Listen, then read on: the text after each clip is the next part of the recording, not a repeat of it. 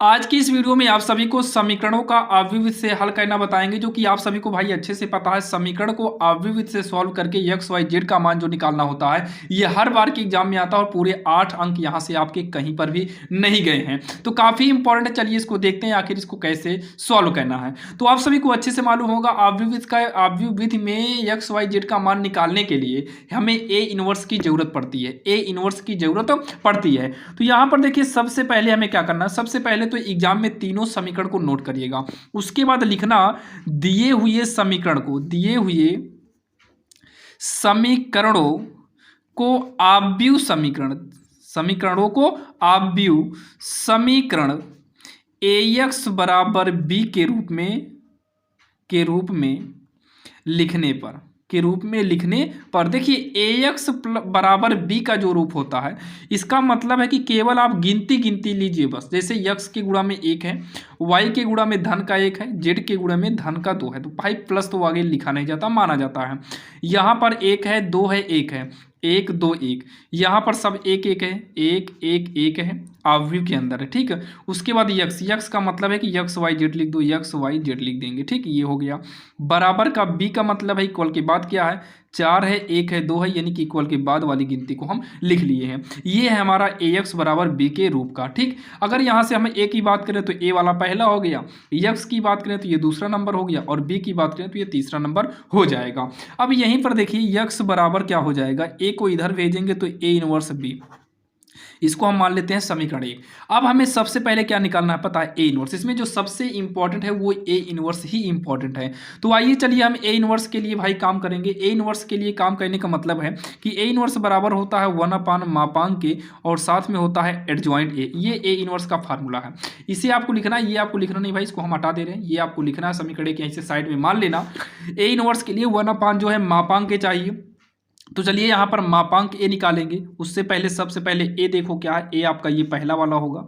तो ए हमारा पहला है 1 1 2 है, 1 2 1 है, 1 1 1 है। और भाई हम ए इनवर्स कैसे निकालना है ये आपको भाई अलग से वीडियो बनाए हुई हैं, आपने देखा होगा। अगर नहीं देखा है तो कोई बात नहीं, चलिए यहाँ पर भी सीखेंगे हम लोग ए इनवर्स को कैसे निकालते हैं। सबसे पहले तो हमें मापांक ए और एडजॉइंट ए चाहिए। तो ए को लिख लिए। अब इस ए के जरिए हम पहले निकालेंगे मापांक ए। जब यहाँ पर मापांक करेंगे ना ए के साथ, तो ये पूरा मापांक के अंदर हो जाएगा 1 2 1 1 1 1। देखिए मापांक को कैसे निकालते हैं, मापांक को काफ़ी आसान तरीके से हम निकाल सकते हैं। देखिएगा आप लोग मापांक कैसे निकालेंगे। यहाँ पर सबसे पहले जो 1 है, इस 1 को लेंगे। जब हम 1 को लेंगे तो इसके सामने की ना तो पंक्ति ली जाएगी, ना तो इसके सामने का स्तंभ लिया जाएगा। तो हमारे पास ये 4 अंक बचेंगे, 2 1 1 1 का। तो ये हो जाए, और हाँ ये वाला लिए थे ना। अब इसके बाद अगला लेंगे तो ये -1 होगा, जो उस मतलब बीच वाला जो लेते हैं वो माइनस के साथ लेते हैं। जब ये वाला लेंगे तो ना तो इसके सामने कोई लिया जाएगा, ना तो इसके सामने। देखिए जब ये वाला ना इसके सामने ना इसके सामने, तो ये ऊपर का 2 और नीचे का 2 बचा है, तो 1 2 1 1 हो गया। फिर नीचे का +1 के साथ लेंगे तो ना तो पंक्ति ली जाएगी ना स्तंभ लेंगे, तो ये पास के चारों बचे हैं 1 2 2 1। इसको सॉल्व करते हैं। 2 का नम 2, तिरछा गुणा करना है, 2 का नम 2, फिर बीच में माइनस का चिन्ह लगता है, 1 का नम 1 हो जाएगा, -1। इधर से कराएंगे 1 का नम 1, बीच में माइनस 2 का नम 2 हो जाएगा, प्लस का 1 1 2 के 2 हो जाएगा। फिर इधर से करेंगे नहीं 1 का नम 1 हो जाएगा, और इधर से करेंगे 2 दूनी का 4 हो जाएगा। इसको आगे हम सॉल्व करेंगे तो 1 गुणे 2 में से 1 घटाएंगे तो कितना जाएगा, 1 आ जाएगा। माइनस में 1 गुणे, इसको सॉल्व करेंगे तो ये हमारा -1 हो जाएगा। अब इतना कहने के बाद प्लस 1 गुणे ये क्या होगा, 1 में 4 घटाएंगे तो ये -3 आ जाएगा। ठीक है। तो 1 का नम 1 माइनस माइनस प्लस 1 का नम 1 प्लस देखिए ये -3 आएगा तो माइनस प्लस -3 हो जाएगा। 2 -3 यानी कि केवल ये -1 आएगा। ये कितना आएगा हमारा, -1 आएगा, जो कि हमारा यहाँ से भाई निकल आया है मापांक ए। अब हमको निकालना है एडजॉइंट ए निकालना है। क्या निकालना है, एडजॉइंट ए निकालना है। तो चलिए हम निकालते हैं एडजॉइंट ए। तो एडजॉइंट ए को निकालने के लिए हमें मापांक ए के सहखंडज निकालना होगा, सहखंडज। तो मापांक ए के सहखंडज, मापांक ए के सहखंडज का मतलब क्या होता है, आप लोग ध्यान से सुनिएगा। तो यहाँ पर देखिए जो मापांक ए है इसके हमें सहखंडज निकालना है। तो इसके सहखंडज का मतलब होता है, यहाँ पर देखिए यहीं पर साइड में निकालने क्या है इसके सहखंडज। तो यहाँ पर हम लिख देंगे, यही साइड में निकाल लेते हैं, आप लोग नीचे निकालिएगा। यहाँ पर निकालने का मतलब यह है कि भाई सामने रहेगा, आपको समझा देंगे। तो यहीं पर लिखते हैं मापांक ए के सहखंडज। ठीक। तो यहाँ पर देखिए इसको हम A11 बोलेंगे, यानी कि पहली पंक्ति का पहला स्तंभ, तो ये हमारा हो गया A11।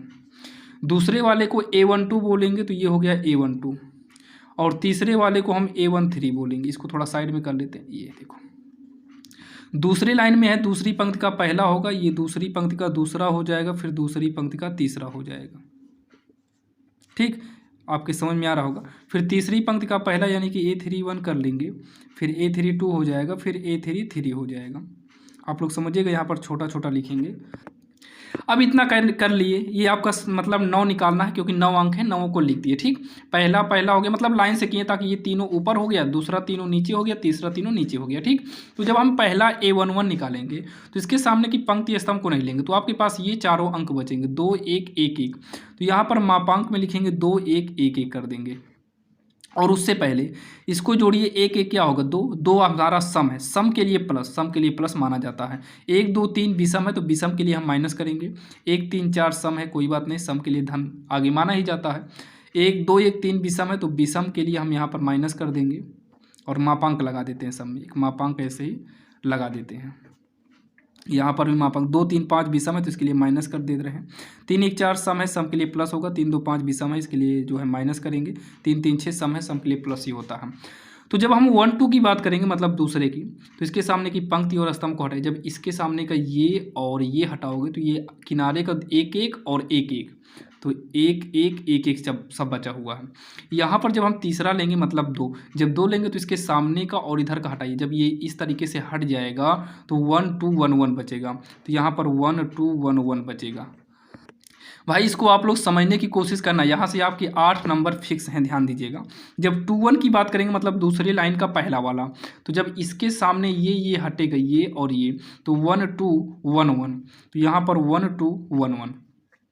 जब हम दूसरी लाइन का दूसरा वाला लेंगे, मतलब 2 लेंगे, तो ये आपका इस तरीके प्लस टाइप का हटेगा, तो किनारे 1 2 1 1, तो ये हो जाएगा 1 2 1 1।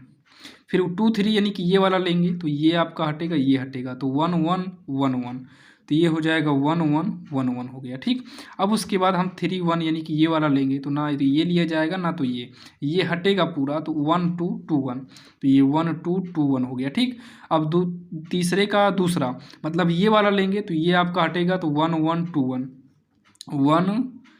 देखिए जब कौन सा लिए भाई, तीसरे का दूसरा ये, तो ये हटेगा, तो 1 1 2 1, तो 1 1 2 1। 3 3 मतलब तीसरी पंक्ति का तीसरा ये लेंगे, तो आपका इस साइड का हटेगा इस तरीके से, तो 1 1 1 2, तो ये 1 1 1 2 हो जाएगा। इसको सॉल्व करेंगे, 2 का नाम 2 माइनस 1 का नाम 1, ये होगा 1 माइनस ये होगा 1 का नाम 1 माइनस 1 का नाम 1 हो जाएगा, तो इसको सॉल्व करेंगे तो -0 यानी कि 0 आ जाएगा। 1 का नाम 1 माइनस का 2 का नाम 2 होगा, ये हो जाएगा माइनस का 1 हो जाएगा। 1 का नाम 1 होगा, माइनस में 2 का नाम 2, तो ये आएगा माइनस का 1, माइनस माइनस प्लस 1 हो जाएगा। तो ये तिरछा गुणा करेंगे, 1 का नाम 1 होगा, इधर से करेंगे तो माइनस का 1, क्योंकि बीच में माइनस का चिन्ह लगता है। 1 का नाम 1 हो गया और 2 का नाम 2 हो गया, जो कि बीच में माइनस लगेगा, तो ये -1 आएगा। ये देखिए माइनस 1 का नाम 1 हो जाएगा, इधर से करेंगे तो -1 ही रहेगा, तो 1 में 1 घटेगा 0, -0 यानी कि 0 हो जाएगा। ये देखिए 1 का नाम 1 हो जाएगा, 2 दूनी 4 हो जाएगा, इसको सॉल्व करेंगे तो ये माइनस का 3 निकल कर आएगा। और 1 का नाम 1 हो जाएगा, बीच में माइनस 2 का नाम 2, ये सॉल्व करेंगे तो ये -1 आएगा, माइनस माइनस प्लस 1 हो गया। 1 2 के 2 हो जाएगा, नहीं हाँ 1 2 के 2 हो जाएगा, बीच में माइनस 1 का नाम 1 हो जाएगा, तो 2 में से 1 घटाएंगे तो ये प्लस का 1 आएगा। अब उसके बाद यहाँ पर लिखेंगे मापांक ए के सखंडज से निर्मित आव्यूह, इसको बोलते हैं एडजॉइंट ए बराबर, ये हमारा रहेगा मापांक में। ये सभी अंक को लाइन से लिखे हुए हैं, इसलिए लाइन से हम यहाँ पर लिख देते हैं 1 0 -1 1 0 -1। दूसरी लाइन में क्या है 1 -1 0, इसको लाइन से ही निकाला जाता है ताकि भाई दिक्कत ना हो सॉल्व करने में। पहली लाइन लिख दिए, पहली लाइन में आ गया, दूसरी लाइन दूसरी में आ गया, तीसरी लाइन में हो जाएगा -3 1 1। इसको हम इस तरीके से लाइन से इसलिए लिख दिए क्योंकि हम लाइन से निकाले हैं A11 A12 A2 A13 A21 A22 A23, मतलब पहली पंक्ति का पहला, पहली पंक्ति का दूसरा, पहली पंक्ति का तीसरा, तो पहले में ही बनेगा। दूसरी पंक्ति आ गया तो दूसरे में बनेगा, दूसरी पंक्ति का पहला, दूसरी पंक्ति का दूसरा, दूसरी पंक्ति का तीसरा वाला है। फिर तीसरी पंक्ति का पहला दूसरा तीसरा है, और यहाँ पर जो है हमेशा ध्यान रखना डैश लग जाएगा। अब इस डैश को सॉल्व करने का मतलब है जो ये पंक्ति में गया है ना, उसको क्या करेंगे हम स्तंभ में कन्वर्ट यानी कि बदल देंगे। दूसरी पंक्ति जो है ये दूसरे स्तंभ में आ जाएगा, और जो तीसरी पंक्ति में है वो तीसरे स्तंभ में हो जाएगा। ये हमारा एडजॉइंट ए फाइनली ये वाला है, ये वाला डैश के रूप में निकला था, ये फाइनल एडजॉइंट ए हमारा निकल आया है। अब यहाँ से हम निकालेंगे ए इनवर्स। तो ए इनवर्स का जो फार्मूला होता है ये होता है 1 मापांक ए, और यहाँ पर रहेगा एडजॉइंट ए। तो 1 मापांक ए का मान क्या है पता, -1 है, और आप व्यू में एडजॉइंट ए यही लिखेंगे 1 1 -3 0 -1 1 फिर -1 0 1, ये हमारा है। अब यहाँ पर देखिए ये माइनस हमारा अंदर 1/1 का मतलब 1 होता है, 1 से गुणा करेंगे कोई फर्क पड़ने वाला नहीं है, लेकिन माइनस का गुणा अंदर करा दो। जब आप माइनस का गुणा कराओगे तो ये माइनस होगा, ये माइनस माइनस माइनस प्लस हो जाएगा। 0 से मतलब है नहीं, माइनस है तो प्लस हो जाएगा, प्लस है माइनस, माइनस माइनस प्लस 1 हो जाएगा। 0 से मतलब है नहीं, -1 हो जाएगा। ये हमारा फाइनल ए इनवर्स निकल कर आ गया। अब हम आएंगे समीकरण 1 पर। अब हम लोग क्या काम करेंगे भाई, अब हम लोग आएंगे समीकरण 1 से। समीकरण 1 क्या था, यहाँ पर आप देख सकते हैं क्या था, x बराबर ए इनवर्स बी था। तो x बराबर क्या था, ए इनवर्स बी था। तो x का मतलब आप वहाँ देख सकते हैं x y z, x का मतलब है, यहाँ पर देखिए ए एक्स बराबर बी जहाँ शुरू में किए थे, तो यक्स का मतलब ए का मतलब पहला वाला, यक्स का मतलब दूसरा वाला, एक्स वाई जेड हो गया। अब उसके बाद यहाँ पर देखिए क्या है, ए इनवर्स है। तो ए इनवर्स को तो भी ये लास्ट में निकाले हैं, तो यही वाला हम पूरा यहाँ पर नोट करेंगे।